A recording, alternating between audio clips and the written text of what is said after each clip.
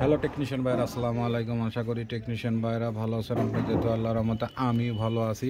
তো টেকনিশিয়ান ভাইরা, এই মুহূর্তে আমার হাতে একটি সেট আছে, ইনফিনিক্স কোম্পানির একটি টাচ ফোন। ফোনটির মডেল হচ্ছে স্মার্ট 8। তো স্মার্ট 8 আর মডেলটা হচ্ছে 65X6525। তো এটাই হচ্ছে মডেল। তো এটা সমস্যা আছে এফআরবি লক। তো আজকে আপনাদেরকে এফআরবি লক আনলক করে দেখাবো, হচ্ছে আমাদের ইএমটির মাধ্যমে আজকে আপনাদেরকে আনলক করে দেখাবো। তো আমি সেটটি প্রথমত বন্ধ করে নেব। তো সেটটি বন্ধ করে নেওয়ার পরে আমাদের কম্পিউটার স্ক্রিনের দিকে লক্ষ্য করেন। তো আমাদের ইএমটির চার্টটি আমি ওপেন করেছি, স্পেকট্রামের চার্টটি আমি ওপেন করেছি। ওপেন করার পরে আমাদের যে স্পেকট্রামের ইএমটি হচ্ছে 9 চার্ট দিয়ে আমরা কাজ করতেছি। তো এখানে দেখেন যে আমাদের এখানে আইসি, আমরা শুধু খালি আইসি সিলেক্ট করবো এখানে। তো দেখেন এই যে এখানে আমাদের এই যে আইসিটা সিলেক্ট করব। তো তো আইসিটা এখানে আমাদের দেব হচ্ছে যে 1616 T606। তো আমরা এটা সিলেক্ট করব। সিলেক্ট করে এখানে আমরা শুধু এফআরবিটা দেবো, এই যে শুধু এফআরবি। তো আমরা এখানে কাজ করব। তো তারপরে যে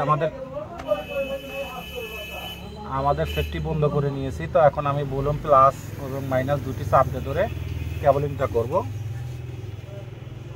আশা করি ক্যাবলিংটা করার পরে দেখেন যে আমাদের এখানে কম্পিউটার স্ক্যানার পাইছে। তো দেখবো যে আমাদের এফআরবি রিসেটটা হয় কিনা।